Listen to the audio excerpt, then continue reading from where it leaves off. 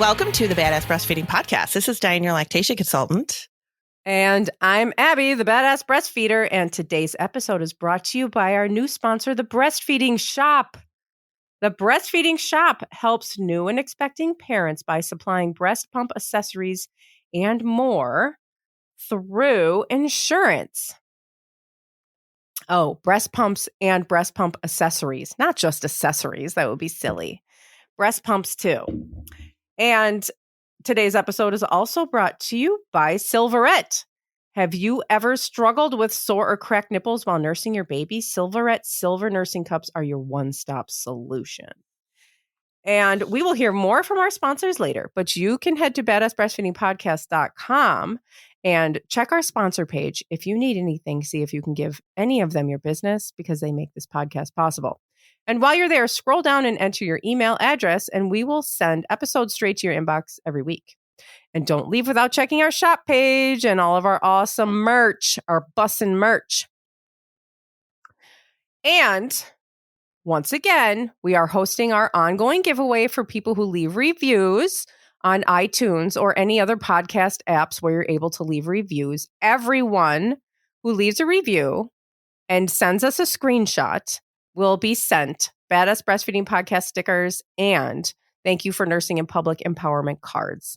You can email that to badassbreastfeedingpodcast@gmail.com. And I believe Dianne has our review of the week now. I do have our review of the week.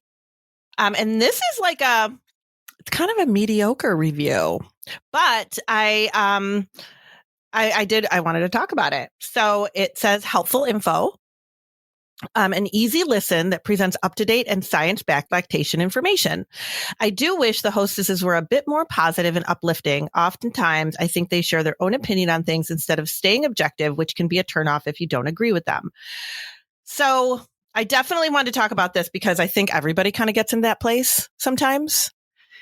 Especially that's a good talking point. about, especially talking about this stuff. This is such... this kind of a topic, it's not like we're talking about something that we can always be objective or always keep our feelings out of. That's how I should put it, because this is something that we've all been through, including Abby and I, and there's so many feelings attached to it that it's really hard to sometimes just stay either black or white, It's just so, that's kind of how I feel about it. So if you're a first time listener, like this is your first time listening to this podcast, you're just turning it on. I mean, you're definitely going to get times where we're very, very much about the topic. We're very much about this is our, this is the information. This is science. This is what you do to kind of get past it, whatever, or help, this is how you help yourself with this situation. But then you're going to get times where it's going to be like, oh my God, this is what I went through. And this is how I felt about it. Because sometimes we're processing too. This is not just about this is a huge topic with a lot of feelings that you carry with you for the rest of your life. No. Yeah. I mean, I guess I can see, Yeah, I guess that comes with, that's sort of what Dianne and I were hoping with this podcast is that it would be like us, not just not completely objective. It wouldn't be completely just facts and then we're done. We would be adding so much of our own experiences and our own personalities and that kind of thing. But I mean, I can always use a little feedback to be more positive because, positivity rules, man. Yeah, sometimes it's hard. Sometimes it can be hard. And I mean, when you're an empathetic person and you're in the field of helping people, sometimes it can drain you a lot. And when you are hearing story after story and seeing situation after situation, because I see patients still all the time, right? So I'm seeing situations in my own hometown where I'm like, oh my God, I cannot believe that this is even happening. Yeah. And which brings me to it. And then I can come here and I can vent about it. So, because I know for me, I feel like this is a safe place where I can talk about this stuff because everybody gets it, Yeah. Yeah. I also think there's so much going on, there is so much going on. There's so much stuff that people are going through that we also want to like validate, what people are going through.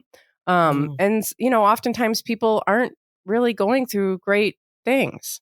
Yeah. And, so we're kind of trying to maybe validate like, this sucks. And a lot of people go through this and they go through that. And so, yeah, I mean, I think there's probably maybe a bit of that too. Yeah, absolutely. So, but I do appreciate that you, that you left this review kind of mentioning that, because I do think it was a good thing for us to talk about. So I do appreciate it.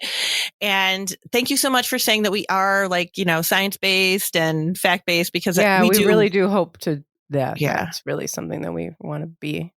And we do try to like mix it up. Like we'll try to have an episode that is based on like scientific breastfeeding information, and then something that's like that can help with actual breastfeeding situations. And, so we try to mix it up, and because we feel like it would be kind of boring if we were just like, okay, today we're going to talk about. Well, yeah, that's what I was saying before, is like we were trying to not be that podcast where it's just like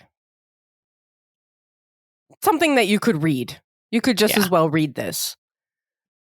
But here we're going to talk about it with like some flair. Some flair. But maybe we need to add more positive flair, which is always good. We can do that. Let's try to be positive. Yes. Okay. We will do that. Thank you. But thank you so much for that, because we do appreciate the feedback for sure. And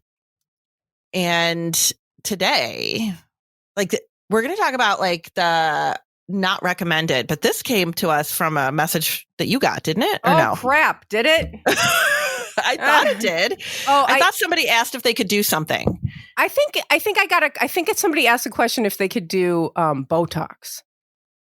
That's right. Yeah. Yes. Because so this is why this is called, in quotes, not recommended while breastfeeding, because you see this a lot.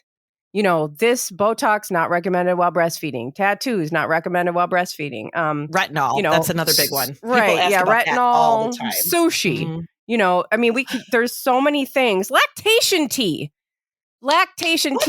Will say, well, maybe it won't say not recommended while breastfeeding, but it'll say, not an FDA approved product.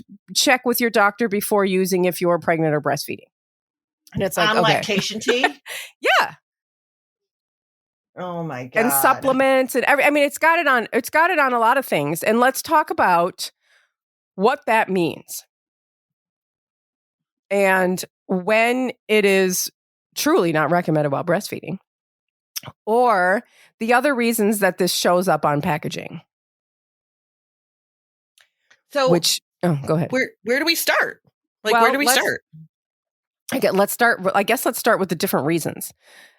So you will see things on, or it could be when you go, like somebody wanted to, there was some kind of eye, like Lasik. Lasik is not recommended while breastfeeding. And this is because hormones change the shape of your retina or some shit. And this is something that they say will changes throughout pregnancy and breastfeeding. So they say, if you're going to have Lasik, wait a little while until your hormones have kind of evened out. Maybe you're done breastfeeding, and then you fix your eyes, because you don't want to fix your eyes if they're in the middle of like a hormonal change, and then you're done and then they change again. Right. So like that's the reason. Like you'll see reasons sometimes, and this is the reason behind Lasik, which I didn't even know until the last time we talked about it, which was a long time ago. I would have never known. But then again, I don't get too many people that are like, hey, can I go do Lasik? Because that's like a significant procedure. Nobody's going to ask their lactation consultant if they can go do Lasik. Because who would have thought that it even connected? You wouldn't even have thought. But your doctor will say, if you're still breastfeeding, let's wait a little while. Because, yada, yada, what I just said. Yeah. And then you have it on, so I'm just talking about the different reasons, and we can go through the endless supply of things and just talk about them. Then there's like your I don't know, like I'm looking at a list, like a facial, you're going to get a facial. And then somebody, you might go to a salon and then you'll be like, oh, I'm breastfeeding. And they'll be like, oh, okay, yeah, well, we can't do it if you're breastfeeding. Or like, some kind of other procedure like a peel or, or a surgery. Certain surgeries will say like, no, you can't do that. You can't have this medication. It's the same thing with the medication thing. Mm-hmm. You can't have this while you're breastfeeding. And this is because people don't know. This is because people just don't know. And so they're acting with caution. They're like, we'd rather it's like a liability thing. No, we can't do it. And they just don't know really why, but they just know that they don't want the liability. Right. And so that is another reason why you would see this happen. And if it's a professional organization that's just saying we can't do this, then, there's really nothing you can do about it. Yeah, this is one of those situations where you have to kind of like take things into your own hands and be like, either ask why or be prepared to like give information if it's something that you really need to do, like a surgery or a dental procedure. Because we hear those things all the time. Oh, we can't do it till you're done breastfeeding. I hear that about like things like MRIs or, CAT scans or something like that. If you need contrast dye, which is absolutely safe. It is absolutely safe if you're breastfeeding to get contrast dye and have whatever procedure done you need to have done. But in many, many ways, the medical field is behind by like 15 years in everything. And at least. Yeah. And they really don't catch up. Like the research is there. People are doing new research on everything in the medical world all the time. Yeah. And for some reason, when you take a question to your doctor's office or to your hospital or whatever, they're like, oh, yeah, but we can't do it because that's our protocol. But even though the research says it is, Yeah. But, so but uprooting and changing a protocol is like really, really hard. Yeah. It's really hard for a hospital or a medical facility to just change, what they've always been doing. And so they just don't. And so here we are, and then we're stuck, behind. And then we are. Yeah. And so there's another reason why you might see this or you might hear this is because there is a lack of research.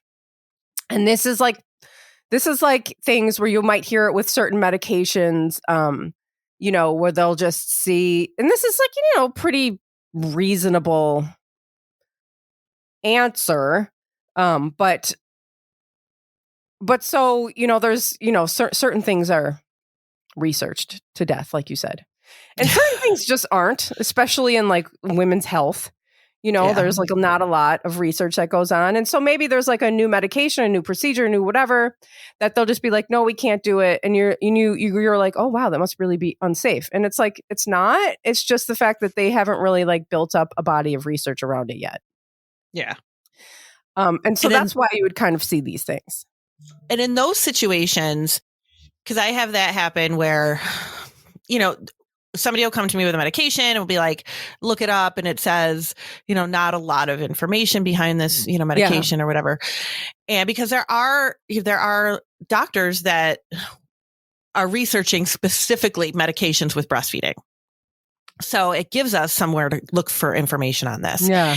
And you have to look at like the whole picture, which is of course what medical facilities do not do with all of this stuff. But you have to look at it and be like, okay, is this a premature baby that is not going to metabolize well?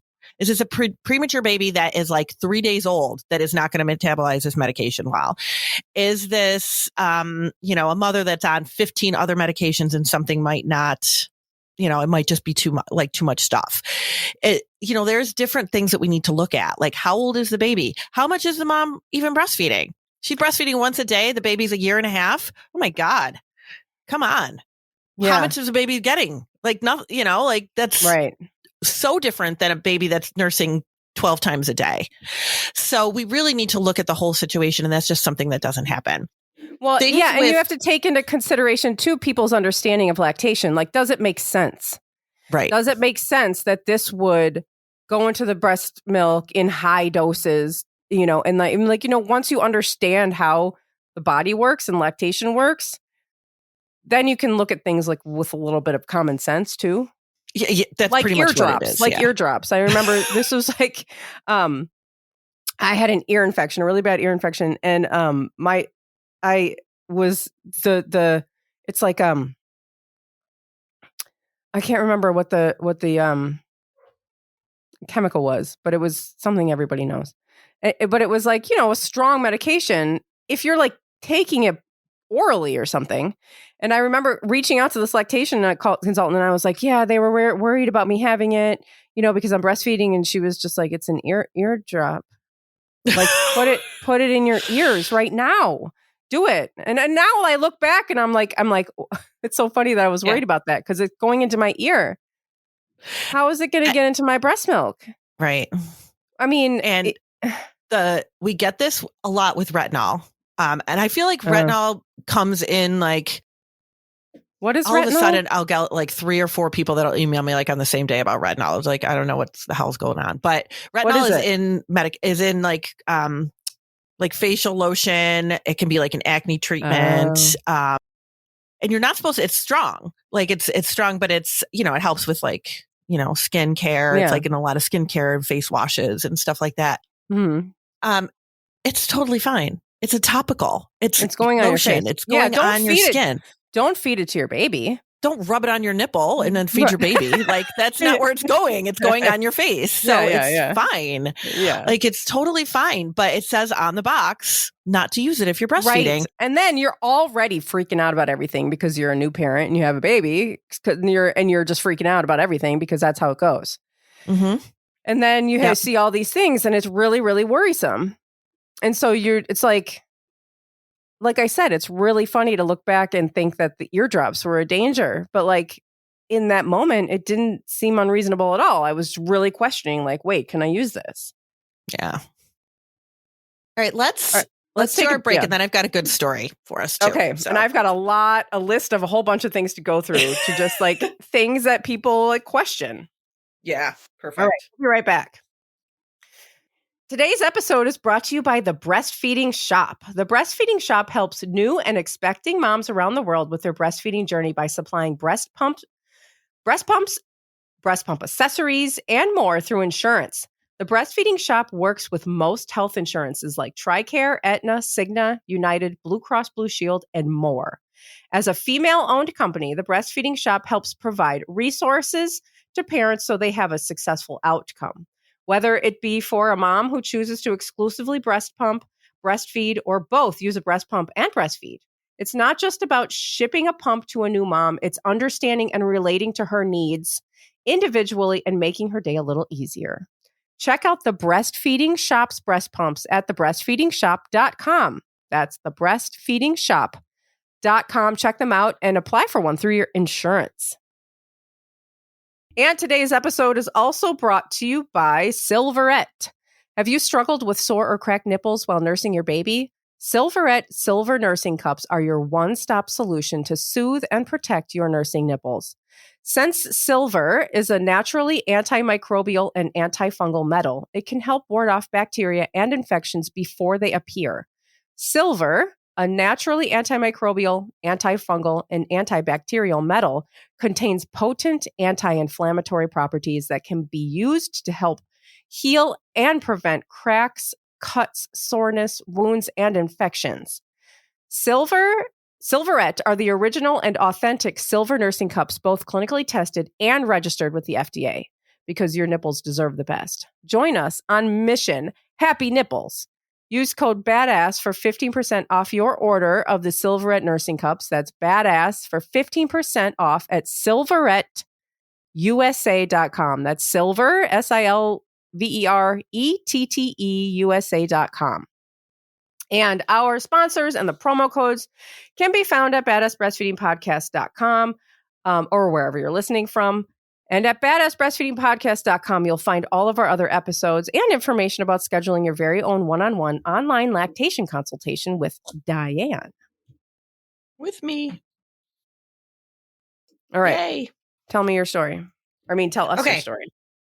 So this happened just last week, actually, where I have a client. She's actually like a doula colleague. I've been trying to get her to be a lactation consultant forever. Just love her. I just love her to pieces. And her sister had a little preemie. And she contacted me, she texted me from right from the NICU because she doesn't necessarily trust other lactation consultant advice that you're getting. Plus, you're getting so much mixed advice in the hospital, right? And you just don't know. So they were giving mom, the new parent, the new mother, a diuretic, and she was like, "Is this okay for her to take? Is this going to be, like this is what they're giving her?" And it was kind of a high dose. And I'm like, okay, let me look and make sure. And I looked it up, and it does say that, high doses can impact milk supply, because it's like, it's dehydrating and draining, and it's like getting rid of all your fluid and all this stuff. So high doses can impact supply.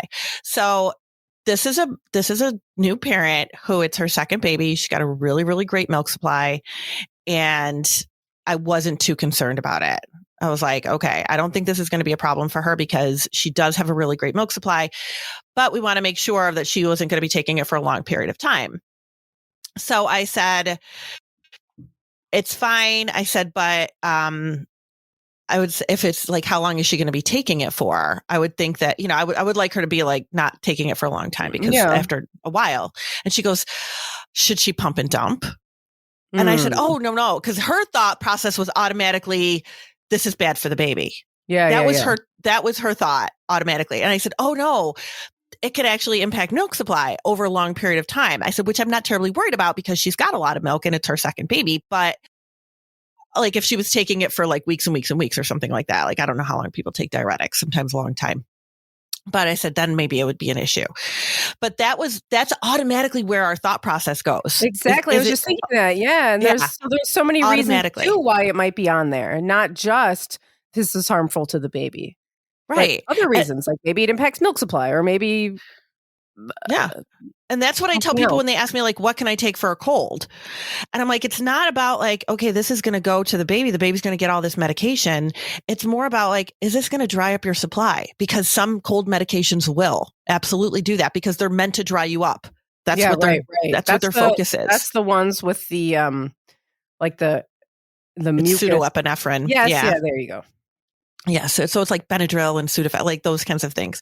So it's not just about like, we really need to think about it in a way of like, is this going to do something to my milk supply? Could this impact milk supply? Because that's what I worry about more when we talk about medications than, like, oh my God, the baby's going to get like. Because there's just not a lot of things that's going to hurt your baby. That's like just that's not where it's at. No. So I'll read some things of questions that I've gotten. And I'm sure you've gotten these things too. We get these things about food, right? Like, you always see this on lists of things not to do while you're breastfeeding. Don't eat sushi. Don't eat fish. Don't eat, because of the mercury levels. I don't even know what fish has mercury. What is it? It's the bottom feeders, right? Is it? Yeah. That's what it is? Is that what it is? I don't even know. But maybe it's the big fish that eat the bottom feeders because the bottom feeders eat all the bottom stuff. I don't know. I don't know. Somebody else knows. But I mean, this is a recommendation that's for like everybody, not just breastfeeding parents. So, I guess limit your fish. So would they say like 2 or 3 times a week? Well, so you're just not eating it all day? Yeah. When you're pregnant, you can't eat sushi. So then people, I think there's like a whole like laundry list of stuff you're not supposed to eat when you're pregnant because of like listeria and bacteria and all that crap. Like, what is it? Like deli meats, which, I don't think I've ever in my life. You're not supposed to eat deli meat when you're pregnant? No, because like you're supposed to heat it up first. Who wants to like heat up their sub? Like nobody's doing that. I've never heard that. That's weird. Deli meat, soft cheeses is another thing. Because of the pasteurization. No, I've never heard of it. I think everybody does because a lot of people are like, oh, really? I had a turkey sub. I don't think anything of it. Yeah. You're not technically not supposed to. Sushi because it's raw. So there's like a list of stuff you're not supposed to eat when you're pregnant. And then you have the baby. And because everybody just considers, nobody's thinking about now the baby's outside. It's not the same as when they're inside and everything's going to the placenta. Yes, we do get that mixed up a lot too. We think that breastfeeding is the same as when you were pregnant with the baby. And it's very different. You're not sharing blood anymore. It's not the same. So I'm always like, no, sushi's fine. You can totally eat sushi if you want to. Yeah. And of course we get the alcohol, we get the caffeine. I took like a asthma maintenance inhaler a while back. I'm not on it anymore, but I had that question, like, can I take this? And I was at this new doctor and he was like, oh, did you take this through pregnancy? And I was like, yeah, they gave it to me. And he's like, oh, this is like considered like not really safe for pregnancy. And I was like, oh, that's cool. Thanks. Thank you. That's great. Thank you. He was like, yeah, I mean, like I probably would have switched you to something else, but you know, obviously your kids turned out okay. I was like, that's really comforting. Thank you. You know, that's so funny to think about. So when I was pregnant with my first son, when I got pregnant with him, I was still in the Army. And when I was in the Army, they found out that I had a thyroid problem. So they automatically, like, the doctor that I saw started treating my thyroid and then put me on fluoxetine, which is the same thing as Prozac for anybody who doesn't know, because thyroid messes with your moods. Mm-hmm. So put me on that. And then I got pregnant pretty close after that. And I asked about it and everybody's like, yeah, it's fine. It's fine. So I stayed on Prozac all the way through my pregnancy. But now if you read about it, people say you're not supposed to be taking that through pregnancy. Oh, so, yeah. And I didn't know anything. I was also running a lot back then. Mm-hmm. And had like a lot and had horrible like shin splints and stuff like that. So I didn't know when I didn't know that I was pregnant, I was taking like probably 5 ibuprofen a day. Yeah. And I remember saying something to somebody about that. I'm like, oh God, I'm pregnant. Like I've been taking to like a medical professional. I've been taking 5 pills of ibuprofen a day. So whatever, 1,000 milligrams or something. And she was like, well, too late now to do anything about that. It's true, though. I know, but I was like, that's not what I want to hear. Like, no, yeah, you just want to hear, say like everything will be fine. Right. But it's like, I didn't know, like, you just don't know, right? Yeah. Like you go into this and you don't know. Plus, if it's a surprise pregnancy, like mine was, like, I didn't know. But my point of the story is like, there is just, I mean, you don't know what's going to happen. And then research comes out later on that tells you like contrary, but it's like still like, okay, is it really like what's going on with this? Yeah. And the research is always changing, right? I mean, there's medications that we took as kids that now are like on those commercials. Like if you took something from 1985, you may qualify for compensation. And you're like, I know it. Like, what are you supposed to do? You don't know. Yeah. I don't know. Yeah. So we're only talking about shit we know right now. I don't know what it's going to be in 10, 20 years, but right now, here's all the things that I've gotten questions about. So Botox, go ahead, get your Botox, right? So let me mention something with Botox because, you're going to have somebody that's like, why would you want to do that? Why can't you just wait to get the Botox? Is it really that important? Blah, blah, blah, blah. Some people get it for migraines. It's not just about the physical appearance of your body. Like it's my best friend, she was supposed to get it for migraines and she was too afraid, but it is supposed to help with migraines. And there's other reasons people do Botox too. So it's not just like, oh my gosh, how vain is she that she needs to get Botox while she's breastfeeding her baby? Okay. Well, I'm also going to say, if you want to get Botox, it's not dangerous to get Botox. So if you want to get Botox just because you want to look like you have Botox, then fucking do it and tell everyone else to shut the hell up. Do whatever you want to do. I have a friend that's like, I know several people who do Botox, who have Botox. And I have a friend who's like, you know what, that and like plastic surgery, if it makes you feel good, who cares what other people say? Well, yeah. And it's just like we are not here to tell you what to do and what not to do. We're trying to give you information for you make your own decisions. Yeah. I mean, so facials, fine. Fillers. Fine. Or is Botox and fillers are different, right? Somehow. I don't know. Yeah, I think they're different. Like fillers, I don't really know how it all works, but I think fillers just fill in those wrinkles. Yeah, they're fine. If you want it, get it. Yeah, tattoos. Tattoos, you're going to take the same precautions that you would if you were not breastfeeding. We have a whole episode on this. Yeah, we do. There's places that might say they won't do it, but it's fine if you go to a place that's reputable. Don't go to someone's garage.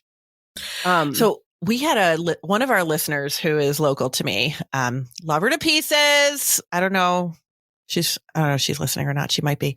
She'll know when I tell this story. But she, a couple months ago, wanted to get a tattoo. And she was visiting her best friend and was like, we wanted to get these little matching tattoos. Is it okay if I go and get one? And I did tell it, like, just make sure the place is clean and, whatever. She's not like a risk taker anyway. I go, they might not do it if they know you're breastfeeding, because that's usually an automatic. They're like, oh no, we won't do it. Yeah. But again, she's like, because it's just like a liability thing. It's not because Right. it's actually dangerous. Yeah. And she was like, what if I don't tell them? And I'm like, then you're probably fine. Like, and then she did, like, she went and they were, it was fine. No problems. Right. And there are many, many people send me photos of themselves breastfeeding while they are getting a tattoo. So there are some people that will do it. Wow. That's fantastic. So tanning, tanning beds, tanning lotions. I think all of this is fine. Yeah, I would think so. Right? Yeah. I mean, and then there are these cosmetic procedures like fat transfer, fat freezing, fat dissolving injections. Ooh. Sclerotherapy, which is like injections you get to deal with varicose veins. Oh God, I need that.